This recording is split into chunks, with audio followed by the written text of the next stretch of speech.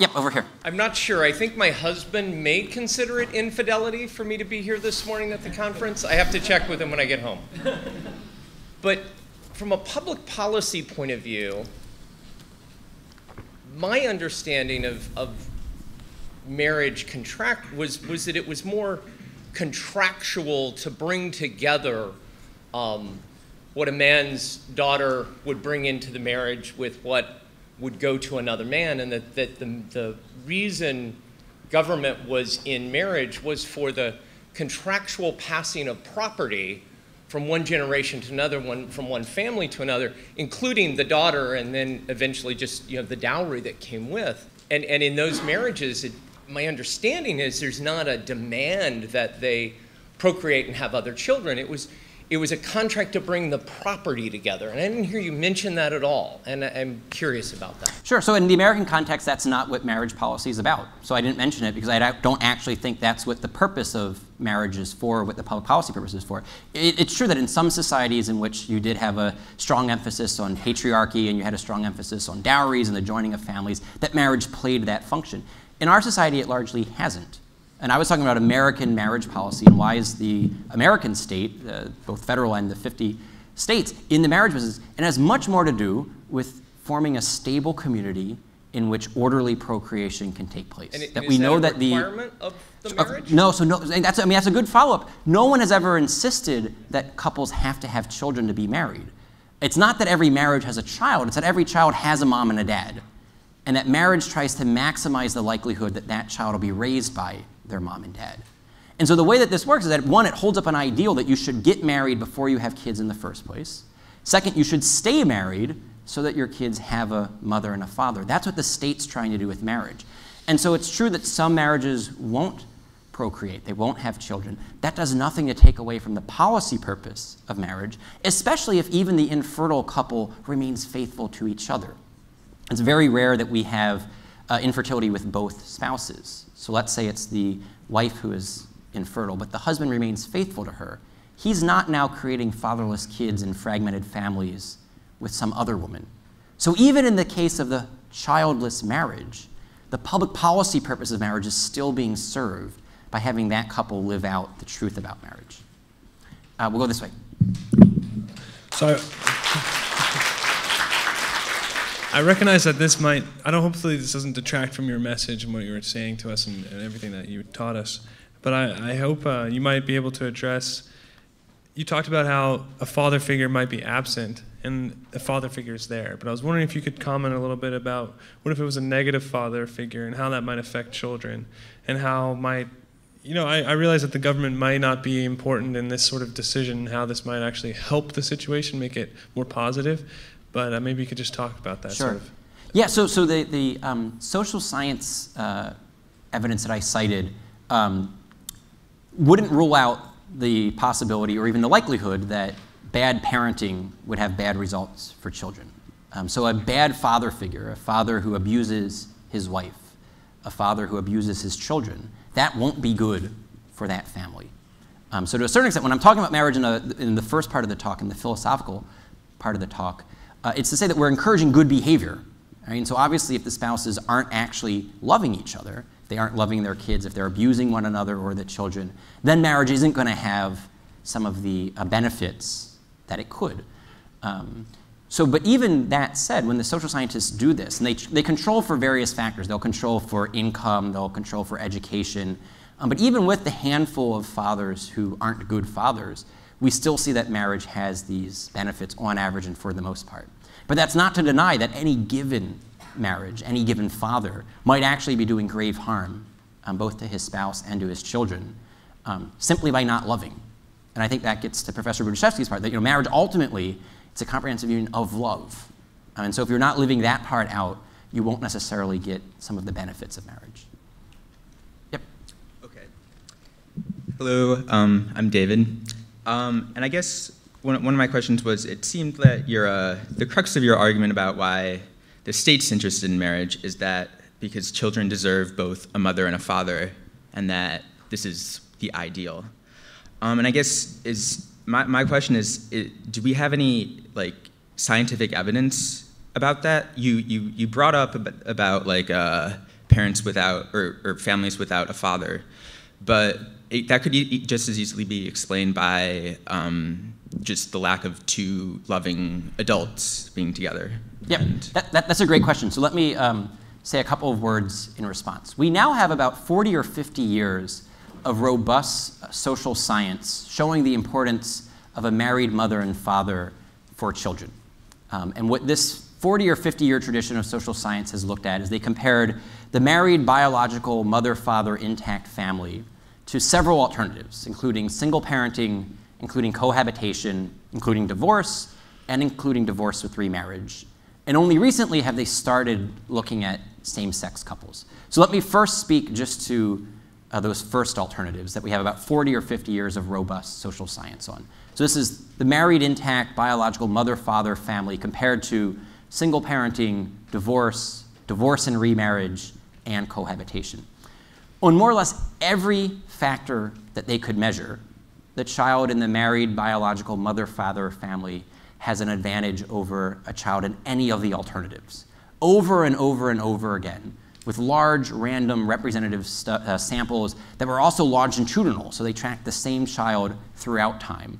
The results came back just like this. So much so that we actually saw liberal scholars willing to change their mind on this. The way that most academic change happens is that one generation of scholars die off, and then a new generation of scholars writes different articles. This was actually an interesting case where you had the cover story of the Atlantic Monthly run an article with the title, "Dan Quayle was right." And remember what Dan Quayle had done? He had criticized Murphy Brown and the television show for glamorizing single motherhood.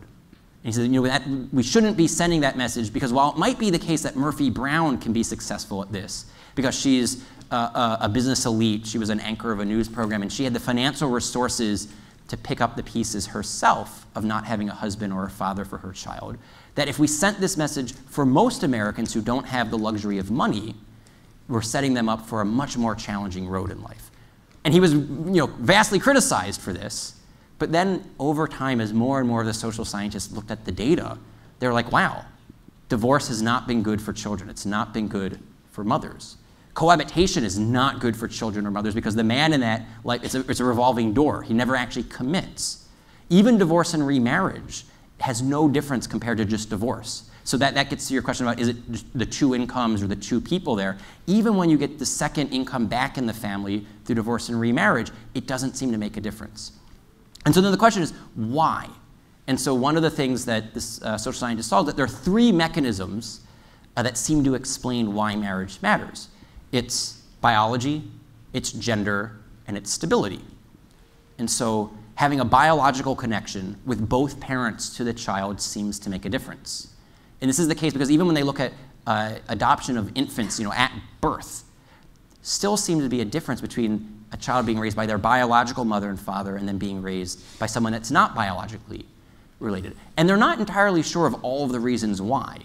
They know that mothers tend to be able to hear their own child's cry with greater sensitivity than some other child's cry.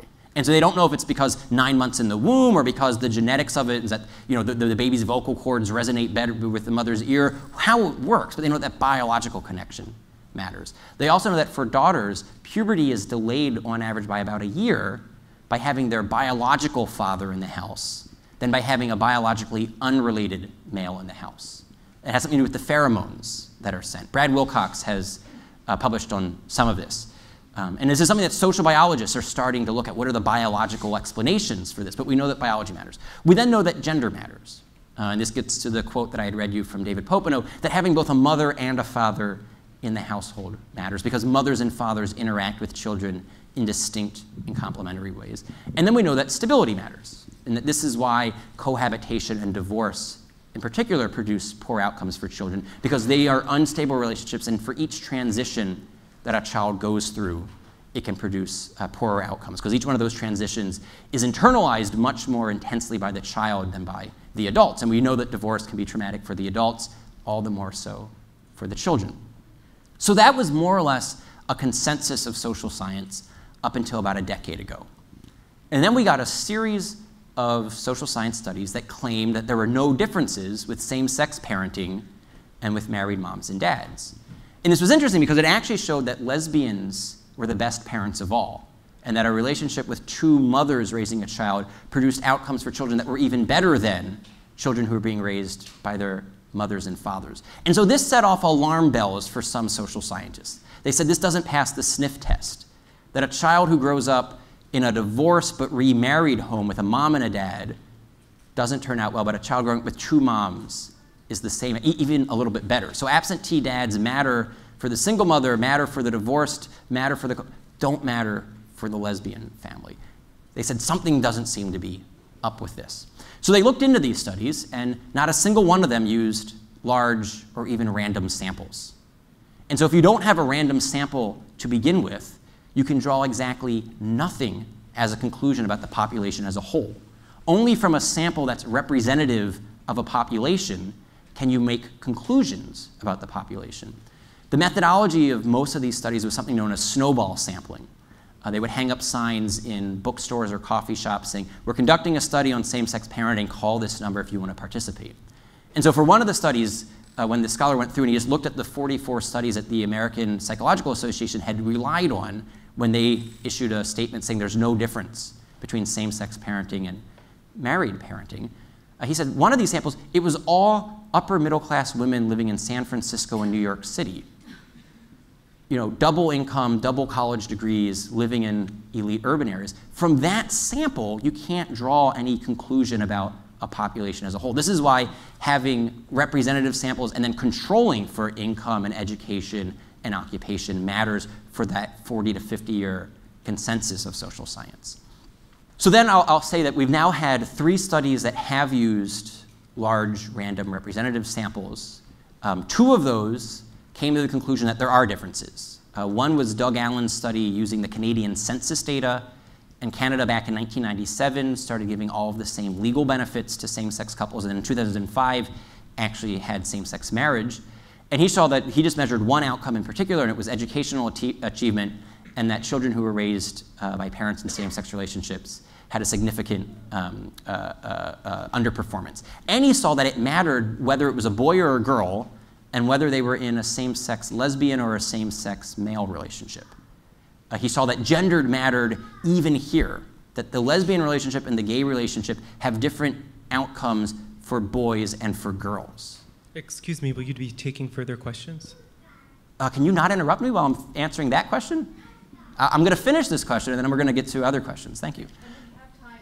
Yep, and we have half an hour, so there's no need. You will get your chance. So anyway, so the point here is that what they saw with this is that the outcomes were different, and that it mattered based upon both the gender distribution of the parents and on the children. Then there was the Mark Regnerus study. This is the study that got the most headlines and the most kind of over-the-top reaction from scholars. He did the first study that was large and random and representative. He didn't identify many same-sex couples who were in 18-year-long relationships. And he put this up front. He's like, this is one of the challenges of doing large, random, representative sampling, is that you won't find many couples like that. But he did find couples who were in same-sex relationships and who were raising kids. And then he reported what the outcomes were. And he found on, I think it was like 13 of the 20-some outcomes that he measured, there were differences. So anyway, then there's one study by a scholar at UC Berkeley, is it, or UCLA? I forget which school, Doug Rosenfeld, and he saw that there were no differences. Other scholars then said, actually, you're controlling for the differences. And so there's some dispute about the methodology there, just like there's dispute about the Regnerus methodology. All of this is to say, to the question about scientific evidence, when it comes to same-sex parenting, we know very little, because it's a relatively new phenomenon in human existence.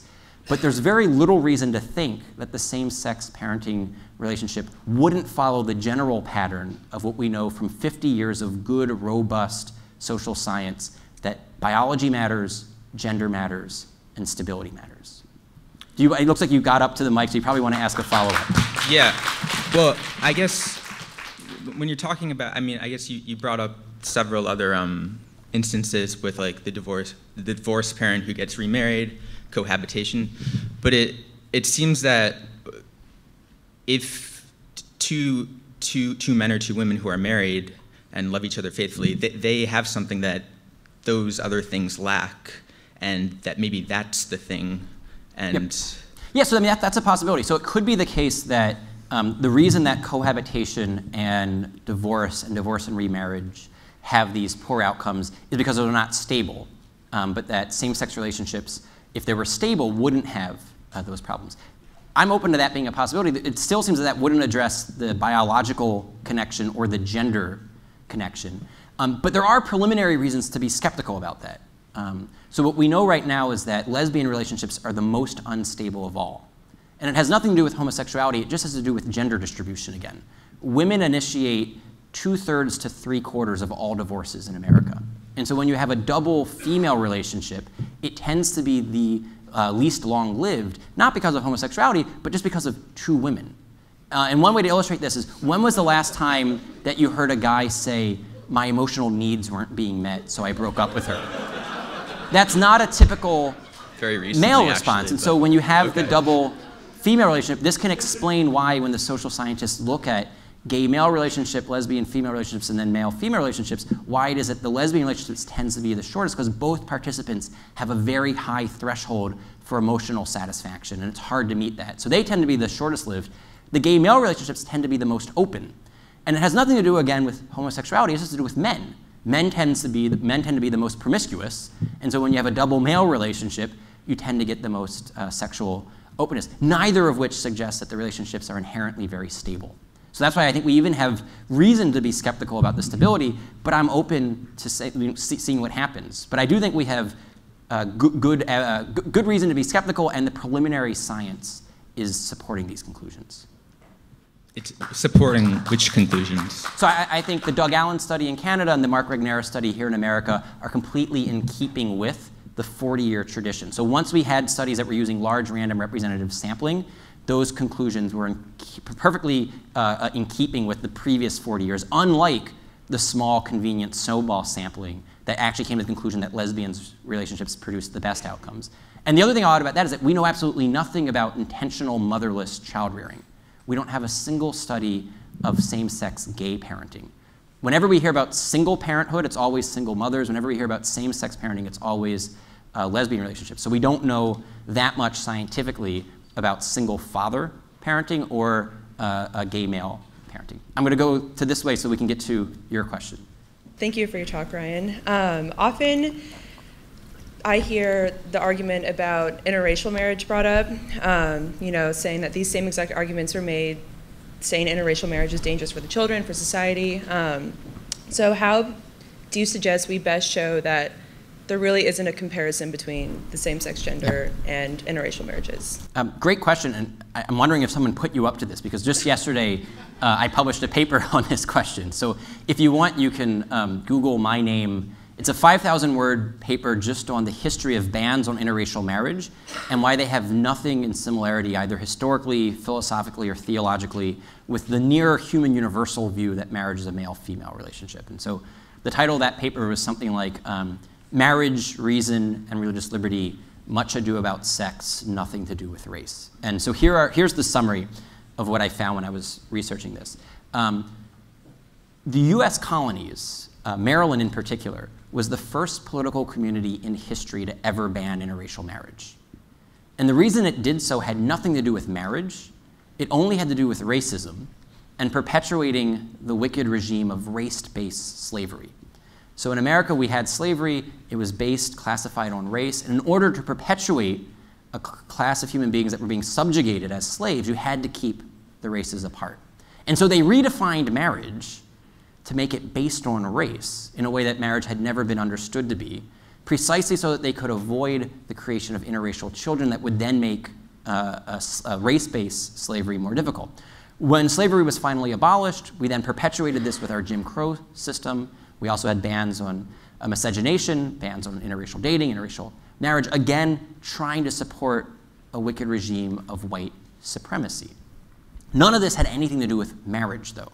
And so if you look through the great thinkers in human history, whether it's Plato, Aristotle, Cicero, Augustine, Aquinas, Luther, Calvin, Locke, Kant, Gandhi, Martin Luther King Jr., whenever they talk about marriage, they always talk about male and female, husband and wife, mother and father. They never talk about black and white, because race has nothing to do with what marriage is. So if you go back to the first section of my talk, talk this morning when I was going through what is marriage, you never heard skin color or ethnicity or race enter into it, because it has nothing to do with what marriage is. So the bans on interracial marriage were unjust precisely because of what marriage is. But that's why defining marriage as the union of a man and a woman is just precisely because of what marriage is. A man and a woman can unite in the marital act regardless of their race. Children need a mother and a father irrespective of the parent's race. Marriage is about uniting the two halves of humanity, male and female, whereas racist laws kept the races apart for no reason at all. So marriage law has to be colorblind. It can't be gender blind. We can. I don't think he spoke yet. So. Okay, sounds great. Well, thank you for your speech today. My name is Marvin, and I have a question concerning your first question to the audience, which was, why would the government be interested in same-sex marriage?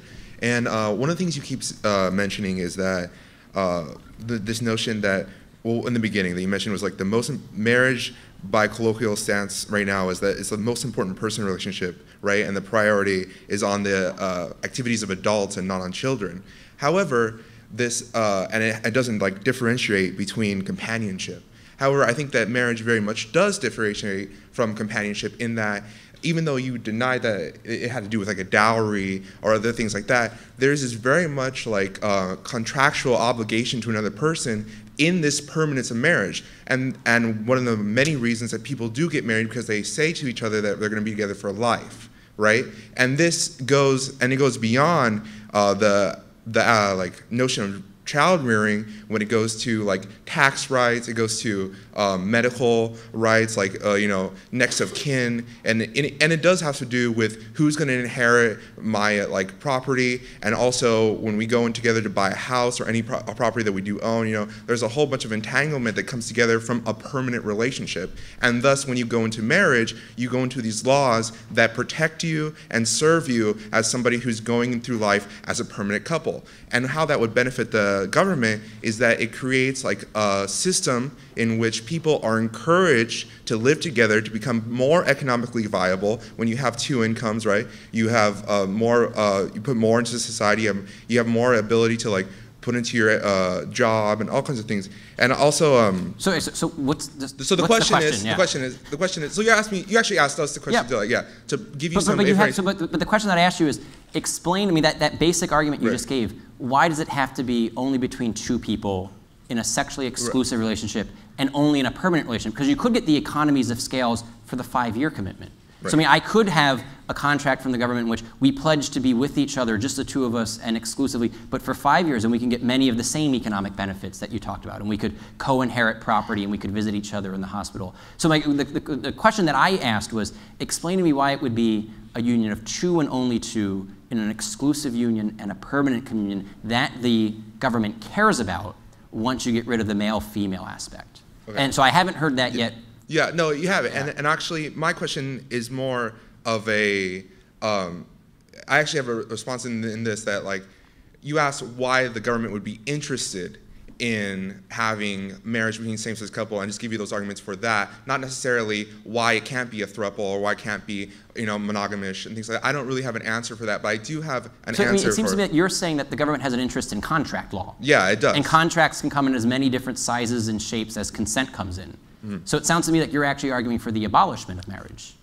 And I think that's the logical conclusion of getting rid of the male-female aspect. That if you don't think marriage is about uniting male and female, husband and wife, mother and father, then you don't really think marriage exists. You think it's just contract law. And that's actually one of the consequences. The second consequence that I had mentioned is that if we go down this road, it'll lead us down this line of thinking of that we should just have contracts for consenting adults of whatever sizes and shape. Okay. No, that's an answer. Okay. No, I mean, this is good. I mean, like, yeah.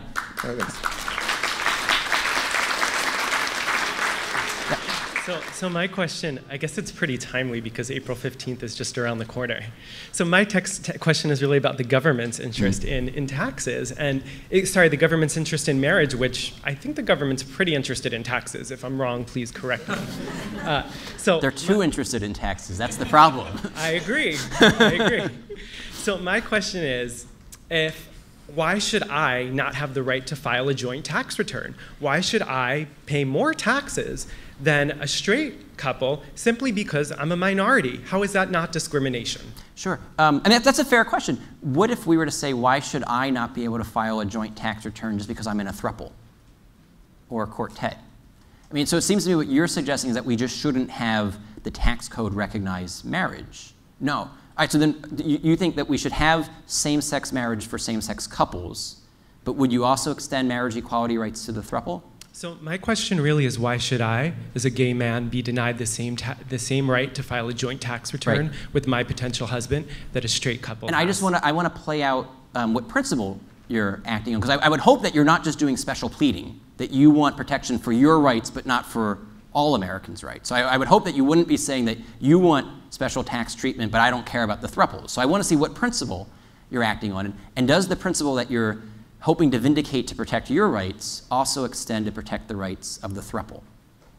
Sure, so I'm acting on civil rights, and so the rights that are applicable to a male and female couple are applicable to a male and male couple. And that's my question. How is that not discrimination on the basis of sexual orientation? Well, right, so part of the answer is that because the same-sex couple isn't a marriage, and so that we want marriage equality to treat all marital relationships in the same way. And given the understanding I've presented of what marriage is, same-sex relationship isn't marital. But I'm trying to ask you about the equal protection argument you're making. Would it apply to all consenting adult romantic relationships? So why would you want the same-sex couple to file jointly for taxes, but not the same-sex throuple or the opposite-sex quartet? Sure, I appreciate that, and that's not I'm sorry, but that's not actually my question. My question is, why should I be denied the right to file? Then I'll answer your question. The reason that you should not have the option of filing a joint tax return is because you can't get married. Given what marriage is, I can in California. I can get married. You can be issued a marriage license in the state of California, but you can't actually get married. And I'm sorry to say it that way, but given what marriage is, and a how union is that of sexually not discrimination? complementary. And it's not discrimination because everyone is equally eligible for entering into the marital relationship, where you understand marriage as a union of sexually complementary spouses, a permanent exclusive union of man and woman, husband and wife, mother and father. If you're not interested in entering into that sort of a union, you're not being discriminated against. What you're asking us to do is to redefine marriage to include the adult relationship of your choice. And the adult relationship of your choice happens to be a same-sex couple. There are other adults who want to have marriage redefined to include the relationship of their choice, which may be the same-sex throuple or the opposite-sex quartet. And so what I'm asking you in response is, what principle are you appealing to when you say this is discrimination to vindicate your rights but not their rights? Because it seems to me that your position ultimately leads to simply the dissolvement of the marital union. Sure. So there's other speakers in line, so we can always talk at lunch. But I just want to clarify. I just heard you do not have the right to get married. So if you could tell me why I don't have the right to get married, that would be my final question. Sure. Thank you. And I'll sit down. I mean, I feel like we have 5 minutes left, so I'll just say this again briefly. I feel like I've already answered that. It's not that you don't have a right to get married. It's that you aren't seeking out marriage. Marriage is by nature a union of sexually complementary spouses, a union of man and woman, husband and wife, mother and father. And just based upon what you've said about yourself, it doesn't sound like you're interested in forming that sort of a union. It sounds like you're interested in forming a union with another man, and that's not a marriage. So that's why I don't think the law should treat the relationship that you want to form as a marriage. Who is next? Yeah. So how about we do this? How about we take both questions at the same time so we can get both questions in, and then I'll answer both, and then we'll go to lunch. Yeah, we'll just group the questions. So you'll ask, and then you'll ask, and then I'll try to answer both simultaneously. Yeah, so one of the things I liked about your presentation a lot is that you explained some of the benefits of having a father and some of the consequences of not having a father. But to make your argument complete, I mean, you could say fatherhood is so good, so why not have two of them? Right. So you have to explain why, it's so important to have a mother as well. So I was wondering if you could maybe explain more the benefits for a child of having a mother around and what maybe some of the consequences would be of not having one. Thanks. I guess mine is a little bit different and probably more like the practical consequences of if we go the road where we do afford everybody their right, for example, the gentleman before me, the right to get married. You talk a lot about social impact and the social consequences. I think we're dealing a lot with how much this is going to cost in the future. So I'm wondering if we could just take that type of a view of like, well, let's suppose quantitatively we have a number of people who want to redefine marriage, and so it becomes the case that it will be redefined.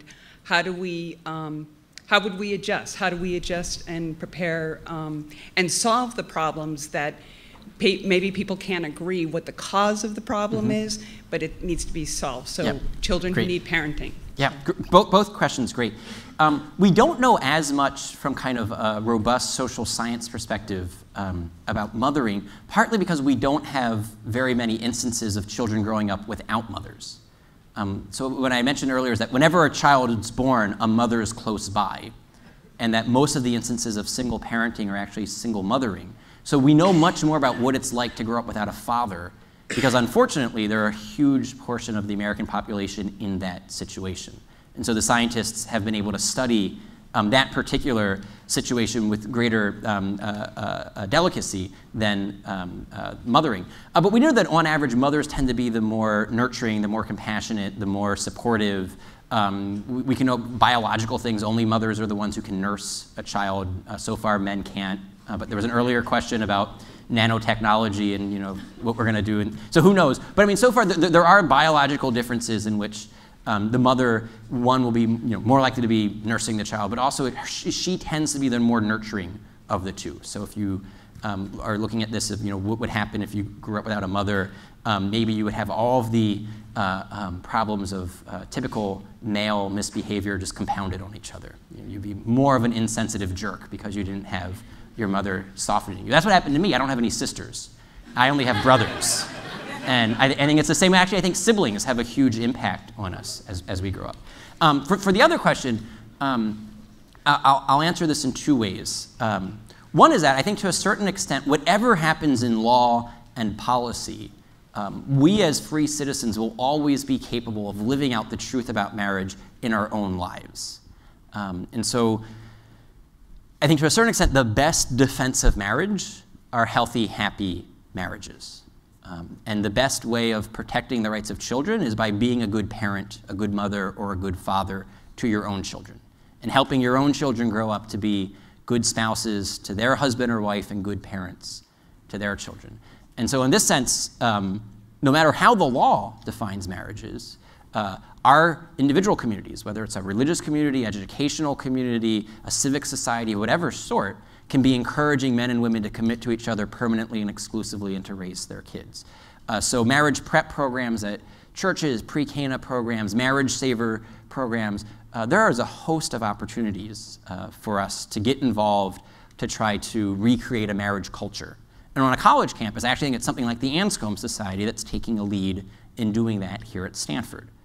Doing that in terms of educating students about the importance of marriage, educating students in terms of Dr. Brudaszewski's talk about the importance of the virtue of chastity, about preparing yourselves now as an 18 or a 19-year-old so that when you're 25 and you're getting married, you can be a faithful spouse, you can be a good husband, a good wife, be a good mother, a good father, that those habits are either developing now into virtues or developing now into vices.